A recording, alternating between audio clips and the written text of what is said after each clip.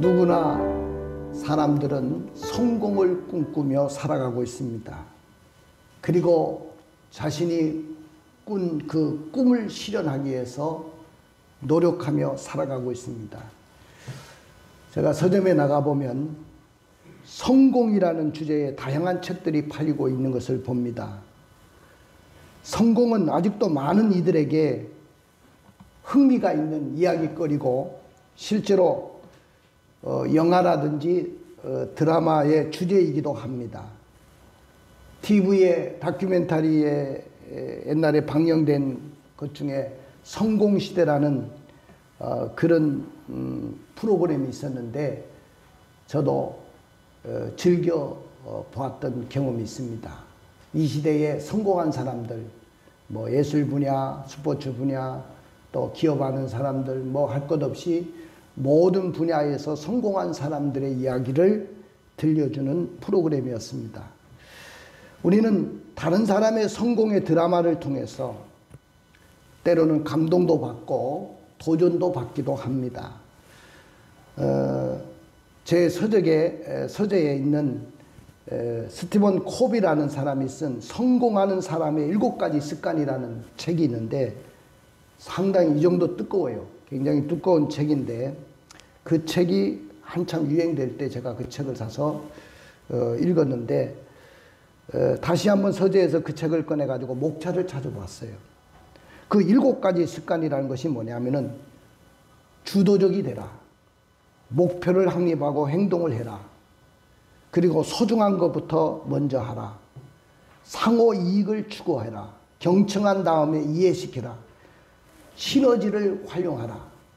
그리고 심신을 단련하라는 그런 목차의 차례를 다시 한번 눈여겨보았습니다.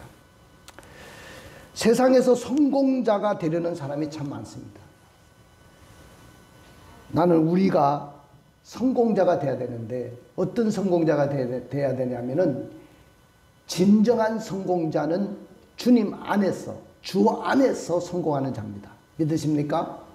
나는 여러분들이 주님 안에서, 주 안에서 성공자로 살아가기를 주님의 이름으로 축원을 드립니다. 주님 바깥에서의 성공은 진정한 성공이 아니에요. 나는 성공했다는 사람들 이야기를 많이 들었다가 그 사람들이 추풍 낙엽처럼 떨어지는 그 모습을 보면서 또 실망할 때가 많이 있거든요. 그래서 우리가 진정한 성공은 주님 안에서의 성공이 이루어져야 된다. 예수 안에서 성공, 주 안에서의 성공이 되어야 됩니다. 사랑하는 성도 여러분, 그렇기를 원한다면 나 자신을 내려놔야 됩니다. 나 자신을 철저하게 내려놓고 오직 하나님만 의지하는 여러분들이 되기를 주님의 이름으로 축원을 드립니다.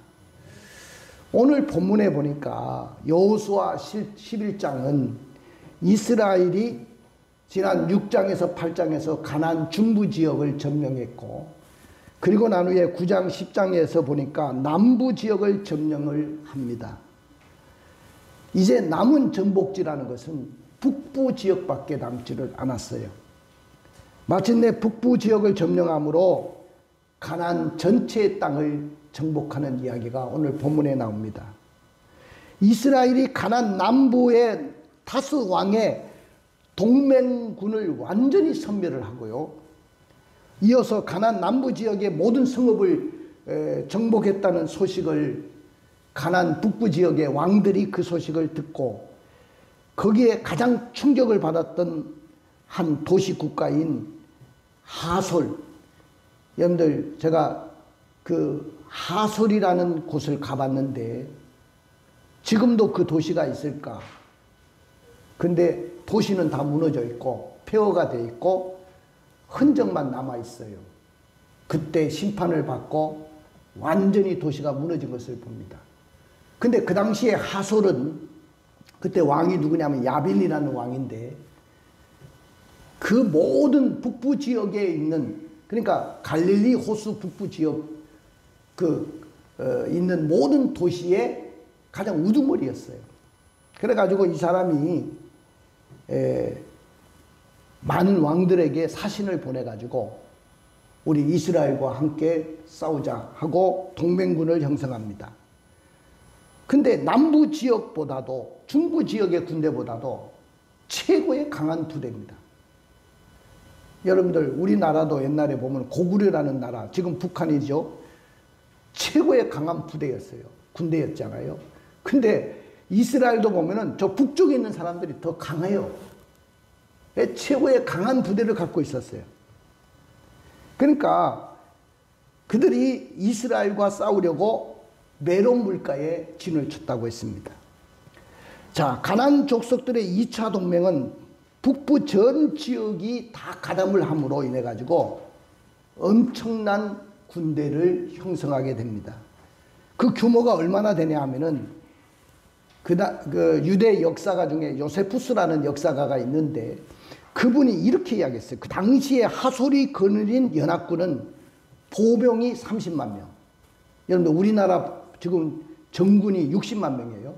그 당시에 보병만 30만 명. 그 다음에 기병대 있죠. 말을 타고 전쟁을 하는 기병대가 1만 명이었습니다. 그리고 병거를 타고 전쟁을 수행하고 있는 자들이 2만 대가 병거가 있었다고 했어요.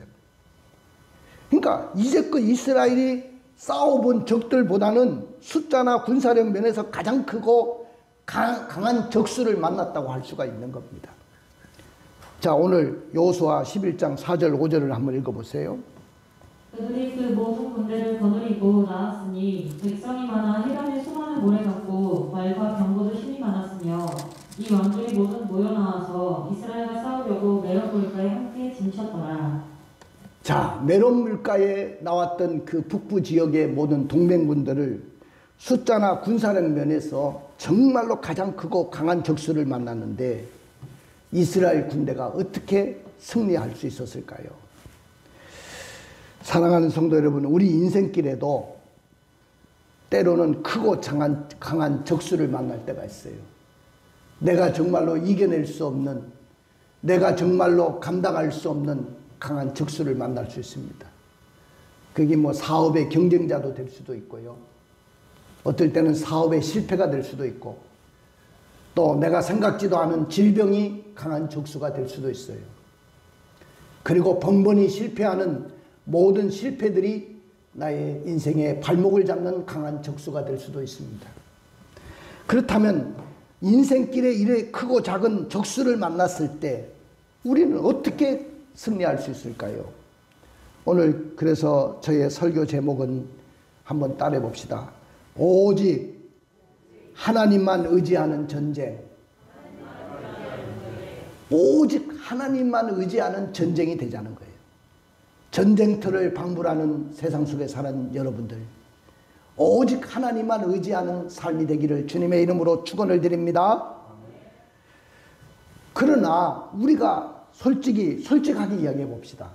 여러분들이 교회를 다니고 믿음의 사람이고 내가 장로고 권사고 집사고 그리고 내가 교회 다니는 청년이라 할지라도 세상에서 정말 오직 하나님만 의지하고 살아갑니까? 오직 하나님만 의지하기가 쉽습니까? 오직 하나님만 의지하기가 어렵다는 거예요. 그럼 왜 오직 하나님만 의지하기가 어려우냐? 숫자나 군사력 면에서 가장 강한 적수를 이스라엘을 만났기 때문에 그런 상황 속에서 오직 하나님만 의지하기가 어려웠다는 거예요. 자, 1절부터 5절을 한번 읽어보세요. 1절부터 5절.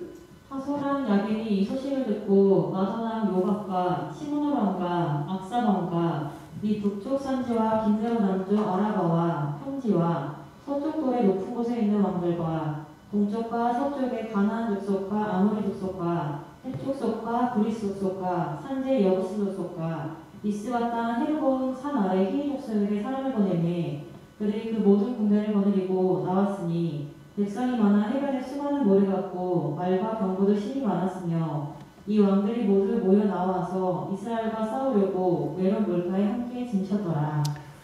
아까도 이야기했지만은 저 북쪽 지방 갈릴리 호수 그 북쪽, 지금으로 말하면 레바논 국경 지역입니다. 그 전에 저도 거기 가보니까 이번에 이제 갔을 때, 3년 전에 가봤을 때, 그전에 내가 그 땅을 그 하솔까지만 갔지, 그 위에까지는 못 가봤는데, 레바논과 국경지대를 갖고 있는, 그리고 6.1 전쟁 때 레바논 땅이었습니다, 그게. 거기를 쭉 가보면서, 제가 느끼는 인상이 뭐냐면은, 굉장히 땅이 좋다. 첫째는 물이 풍성해요. 왜냐하면 중동 지방에서 물이 있다는 건 굉장히 중요하잖아요. 갈릴리 호수의 물의 근원이 거기서부터 시작돼요. 그래서 물이 흘러나오는 그 지점에서 사모님하고 저하고 거기서 사진을 찍은 거 있어요. 갈릴리 호수에 물이 솟아나는 그 지역. 근데 물이 어느 정도냐면은 막 폭포 소리와 같은 물이 흘러가는 소리가 납니다.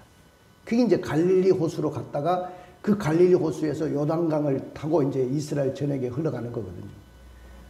그러니까 땅이 얼마나 좋은지 몰라요. 거기에 있는 왕이 누구냐면 하솔 왕 야빈이었어요. 그러니까 이 사람이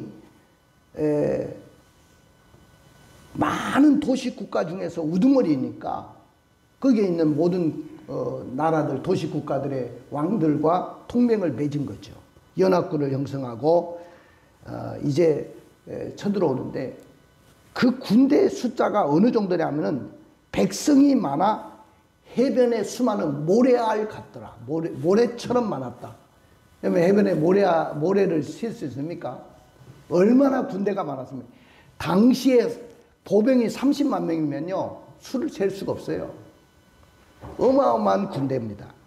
병력의 수에서 이스라엘이 아마 압도당했을 거예요. 숫자에서. 그 다음에 말과 병거도 많았더라 그랬거든. 말을 가지고 있다. 당시에 옛날 전쟁에서 말은 상당히 전쟁에 유리한 점을 갖고 있는 겁니다. 기병대거든요. 기병대. 말을 타고 적을 공격하는 거예요. 그러니까 옛날도 보면은 장수들이나 말을 탔지 뭐 보병들은 그냥 창 들고 그냥 쫓아다니기가 바쁘잖아요. 근데 이 기병이 1만 명 이상이 됐고 병거가 2만 대가 있었다는 거예요. 그러면 여러분들 그 당시에 이 병거라는 것은 근동지방에서 흔히 전쟁을 하는데 많이 쓰였던 건데 현대전에서 보면 장갑차, 탱크 뭐 그런 무기예요. 여러분들 우리가 6.25 사변 때도 봤지만은 우리는 거의 뭐 탱크가 없었어요. 근데 북한은 소련제 탱크를 몰고 내려왔거든요. 그럼 우리가 며칠 만에 그냥 뭐 거의 이 서울이 그냥 함락이 돼버렸잖아요. 그리고 낙동강까지 다 밀려갔던 것이 탱크 부대가 밀려왔기 때문입니다. 그 당시에 병거라는 것은 장갑차, 전차와 같은 겁니다. 그러니까 이스라엘은 객관적으로 상대에서 이길 공산이 전혀 없는 상태였습니다. 자, 더군다나 그들은 동맹을 맺고 있기 때문에 가나안을 정복하는데 큰 장애물을 만난 거예요. 이스라엘에게는 이제 북부 지역만 점령하면 되는데 최대 위기를 맞은 겁니다. 이런 전쟁 상황에서 어떻게 이스라엘 군대가 승리를 장담할 수 있을까요? 장담할 수 없었다는 거죠. 사랑하는 성도 여러분, 우리가 인생길에서 정말로 적수를 많이 만나거든요. 저도 짧은 인생을 살았지만은 수많은 인생의 고비가 있었어요.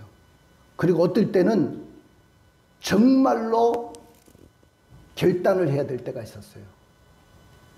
내가 죽느냐 사느냐는 그 기로에서 결단을 해야 될 때가 몇 번 있었단 말이죠. 아마 여러분의 인생길에도 마찬가지일 거예요. 그 우리가 이런 적수를 만났을 때 좌절하지 말고 우리는 승리에 놀라운 사람들이 되어야 될 것입니다. 자, 그 다음에 두 번째 그들이 오직 하나님만 의지하는 전쟁을 할 수 없었던 이유가 뭐냐면은 승리하기엔 너무나도 적들의 협력과 단결이 너무 공고했다는 거예요. 허점을 좀 찾아봐야 되는데 이들이 협력하고 단결하는데 얼마나 각 나라들인데 여러 나라들이 모였잖아요. 여러 족속들이 모였고 그런데도 한나라 군대처럼 이 하솔의 명령에 따라서 일사불란하게 움직이는 거예요. 그렇게 단결이 잘 된 겁니다. 여러분들 동맹군이라고 해서 항상 생각을 같이 할 수 있는 건 아니거든요. 그런데 이들은 그렇지 않았다는 거예요. 그래서 그들이 이제 메론 물가에 진을 치고, 이 메론 물가는 하솔에서 서쪽으로 13km 정도 떨어진 곳에 있었는데 전투가 거기서 벌어졌거든요. 근데 너무 그들이 단결하고 힘이 합쳐져 가지고 이스라엘이 허점을 찾아보려고 해도 찾을 수가 없었어요. 근데 이런 상황 속에서 오직 하나님만 의지하고 전쟁하겠다? 그게 쉬운 일이 아니지 않습니까? 사랑하는 성도 여러분, 여러분은 어떻습니까? 이제 더 이상 고난이 없으려니 했는데, 내 인생에, 나의 인생에는 이제는 고난은 없어. 고난은 없으려니 했는데 더 큰 고난이 기다리고 있는 거야. 하나의 문제가 해결되면 이제는 더 이상 문제가 내게 없다고 생각했는데 또 하나의 문제가 내게 다가오는 겁니다.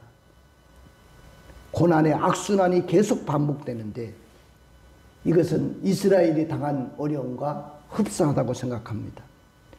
이 세상에 문제 없는 사람들이 있겠습니까? 이 세상에 문제 없는 사람은 아무도 없어요. 다 문제가 있어요. 다 어린 아이들, 그들에게도 물어봐도 네 고민거리 있냐? 그러면 고민거리 있습니다. 그래요. 그러니까 인생은 태어나면서부터 고민과 걱정거리를 가지고 살아가는 거예요. 그러니까 인생길에 수많은 장애가 어려움이 있다는 거예요. 성공이 그냥 되는 것이 아니라는 거예요. 인생길에서 겹쳐오는 고난의 문제, 반복되는 시험의 문제, 언제 끝날지도 모르는 계속되는 고난, 그거 정말 견디기 어렵고 우리를 지치게 만드는 겁니다. 근데 우리가 어떻게 승리할 수 있을까요? 여호수아와 이스라엘 군대는 가나안 북부에 연합군들이 많아가지고 해변에 수많은 모래알 같고 거기에 군사의 숫자와 기병대와 병거로 무장한 강한 군대인데 정말 기가 질릴 정도였습니다. 더군다나 이 가나안 북부 지역의 이 군대는 협력과 단결이 너무 잘 된다고 했죠. 그래가지고 막 한판 싸워볼래? 야, 니네들하고 한판 싸워보겠다 하고 그들은 결사항전의 자세로 지금 메론 물가에 진을 치고 있습니다. 자, 내가 이 본문을 읽으면서 이들의 심리, 여호수아와 이스라엘 군대의 심리가 어땠을까? 마음이 어땠을까? 한번 추론을 해봤어요. 본문에는 그런 내용이 없죠.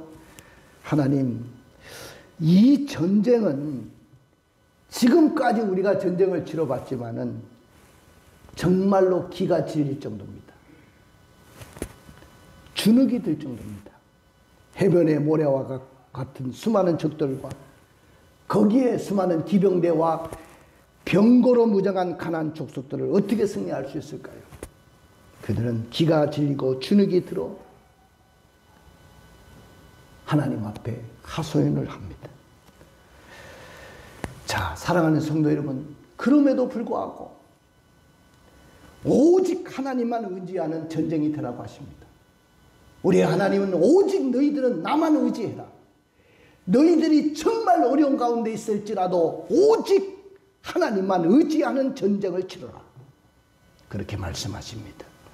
하나님은 여호수아와 이스라엘 군대가 적들의 군대의 숫자와 최첨단 무기로 무장한 강한 적들 앞에서 절대로 기죽지 말고 하나님만 의지해가지고 그 전쟁을 승리로 이끌기를 원하시는 분이 우리 하나님이신 줄로 믿습니다. 우리 하나님은 위로와 격려의 하나님이세요. 정말로 내가 기가 질리고 주눅이 들 때 나에게 찾아오셔서 위로해 주시고 격려해 주시는 하나님이십니다. 우리가 감당할 수 없을 때 우리에게 유일한 위로와 격려는 하나님의 음성밖에 없어요. 하나님은 우리의 군대 장관이 되셔요. 그리고 싸움에 능하신 전략가십니다.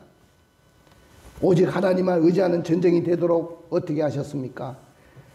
오늘 보니까 하나님은 위로와 격려의 말씀을 하셨어요. 자, 우리 6절의 말씀을 읽어보세요. 6절입니다.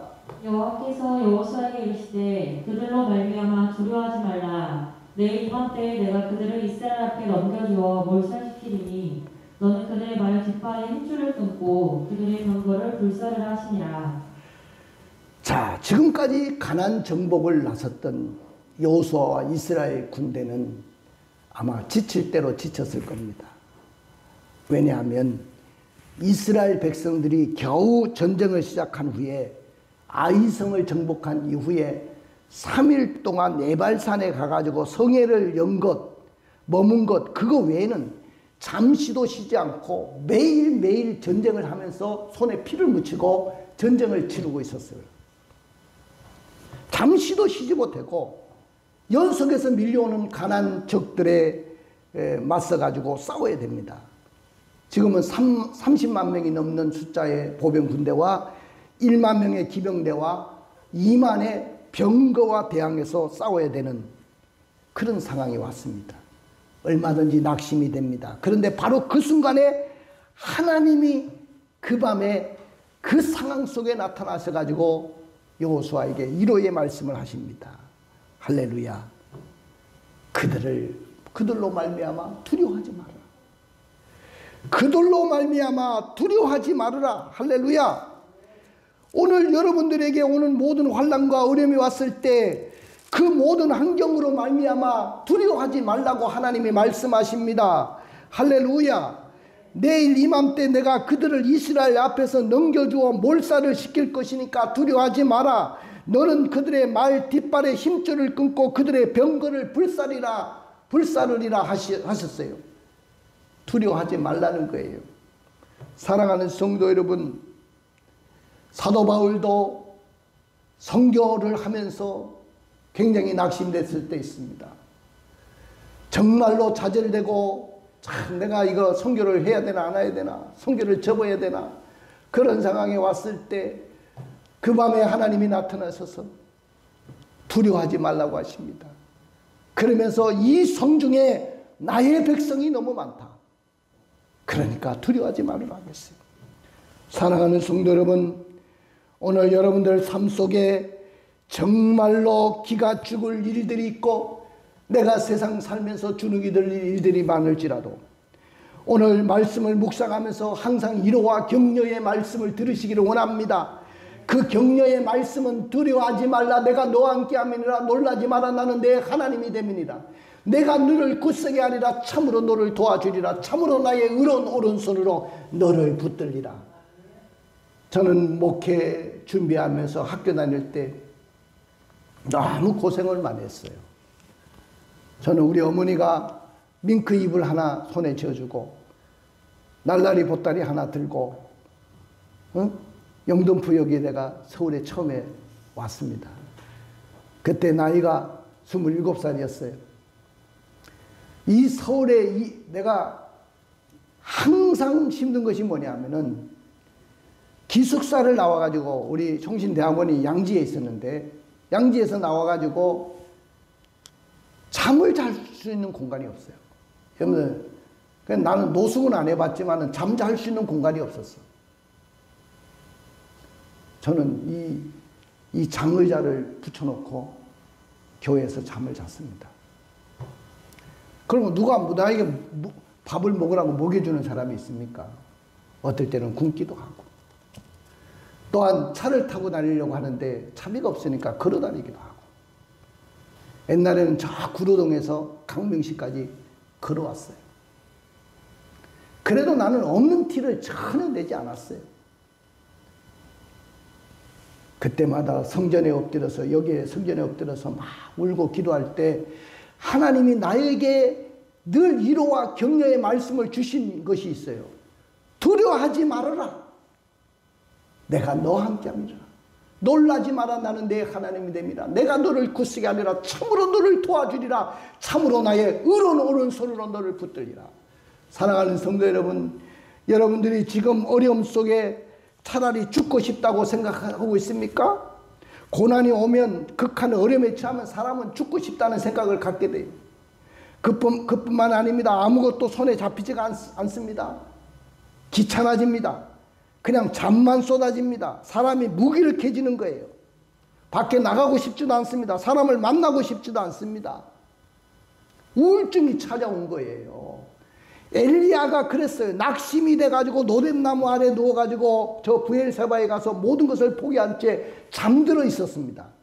그러나 여러분, 하나님은 그런 사람을 내버려 두셨습니까? 하나님은 천사를 보내서 깨우셨어요. 그리고 구운 떡과 물을 먹게 하시면서 연속 2번 말씀하시면서 두려워하지 말라고 하시는 거예요. 오늘 사랑하는 성도 여러분, 내가 감당 못할 시험을 하나님이 주신 일이 없다고 하셨어요. 감당할 수 있는 고난을 주시는 거예요. 여러분들, 어제도 우리 집사님하고 저하고 서재에서 만나서 대화를 나눴지만은 하나님은 감당할 수 있는 고난을 주시는 거예요.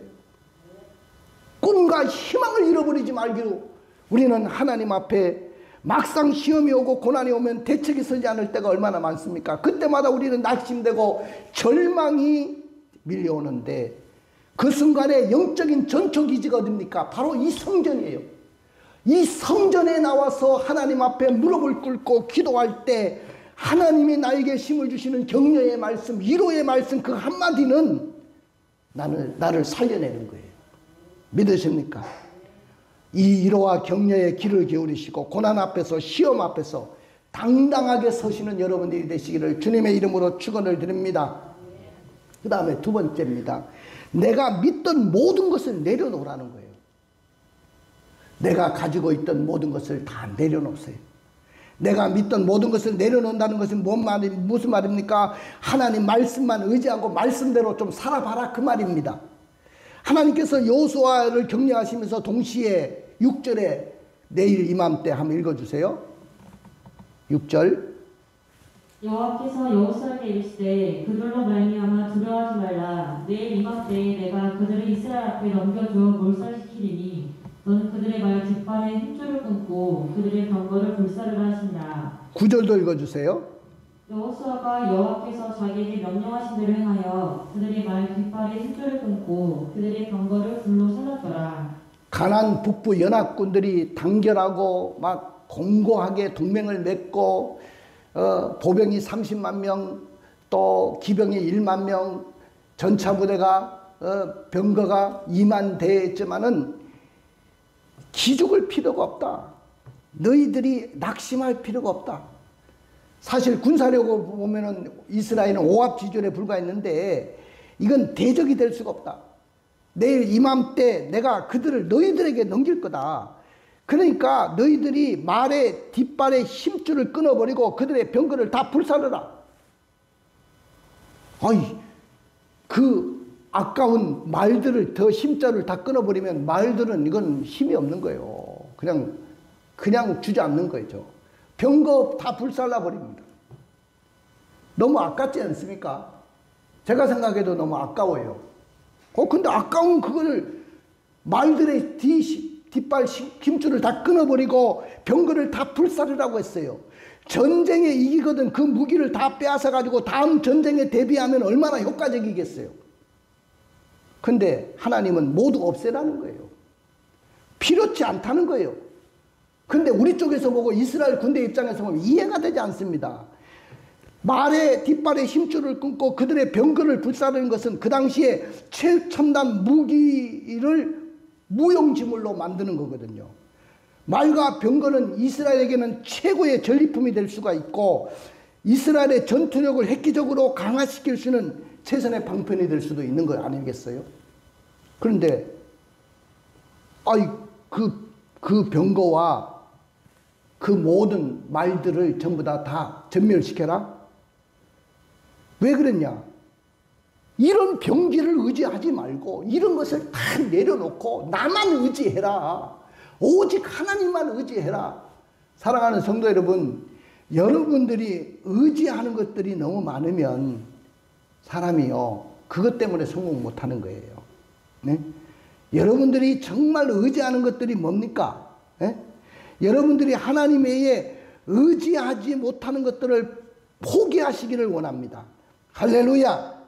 그걸 내려놓을 수 있어야 돼요. 근데 사람들 내려놓지를 못해요. 어떤 사람은 학력을 최고의 자기의 무기로 삼는 사람이 있어요. 나는 스카이를 졸업했다. 물론 세상에서 학력이 중요하죠. 그리고 어떤 사람은 자기의 머리 좋은 것을, 실력을 굉장히 무기로 삼는 사람이 있어요. 나는 머리가 좋으니까 나는 절대로 실패할 일이 없어. 어떤 사람은 또 재물 있죠, 재물. 나는 돈을 대주는 사람이 있고 돈 뒷줄이 있으니까 걱정할 거 없어. 또 어떤 사람은요, 사람을 의지해요. 누가 도와준다고 했는데, 형님이 도와준다고 했는데, 동생이 도와준다고 했는데, 누가 친구가 도와준다고 했는데, 사람을 의지합니다. 근데 고난 중에 사람들을 분석해 보면 고난 당하는 이유가 분명히 있어요. 그것은 내가 할 수 있다는 교만, 의지하는 것 때문에 할 수 있다는 교만이 내게 올라오는 거예요. 고집이 세지고 미련함 때문에 당하는 시험과 고난이 더 많은 거예요. 차라리 그것이 없었으면, 내가 스카이를 졸업하지 않고 저 지방대학을 졸업했으면 오히려 더 의지하지 않을 건데, 스카이를 졸업한 그것이 나의 학력 간판이 나를 하나님보다 더 의지하게 만들어 버린단 말이죠. 그러니까 여러분들 고생 많이 하는 거예요. 나는 제발 고생하지 않기를 주님의 이름으로 축원을 드립니다. 왜 고생하지 않고 성공할 수 있는 길이 얼마든지 있는데 왜 고생하면서 삽니까? 고생하지 마세요. 제가 지금까지 터득한 것 중에 하나는 뭐냐면, 힘들 때마다 하나님 앞에 엎드리면 되는 거야. 하나님, 나는 아무것도 할 수 없어요 하고 손들면 하나님이 그 당시부터 일을 하시더라고.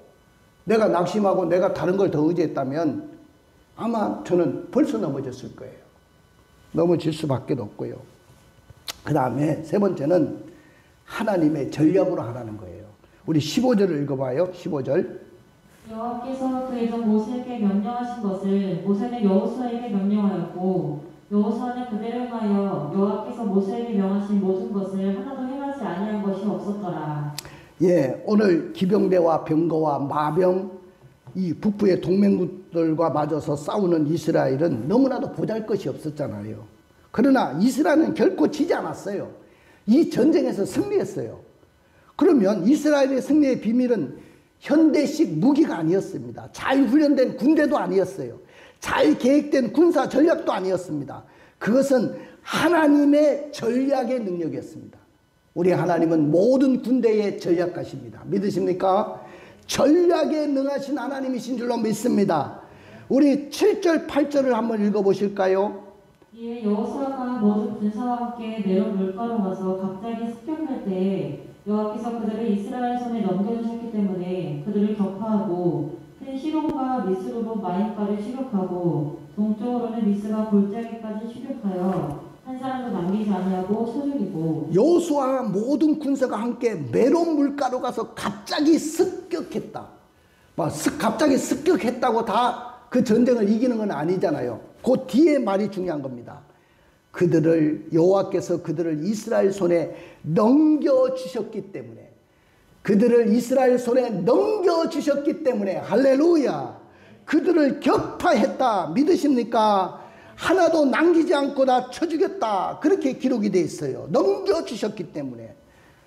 오늘 여호수아는 하나님 말씀에 철저하게 순종하는 순종의 사람이었어요.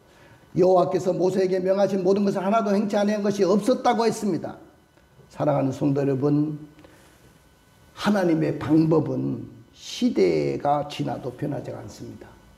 옛날 구약 시대는 그 하나님 방법이 통했지만은 지금 최첨단 이 문명을 자랑하는 이 현대 과학에서 하나님의 방법은 더 이상 우리에게 도움이 안 됩니다.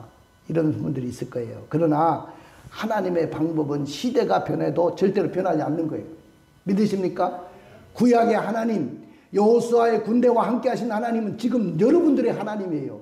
여러분들의 사업에 함께 해주시는 하나님이셔요. 여러분들의 가정과 함께하는 하나님이에요.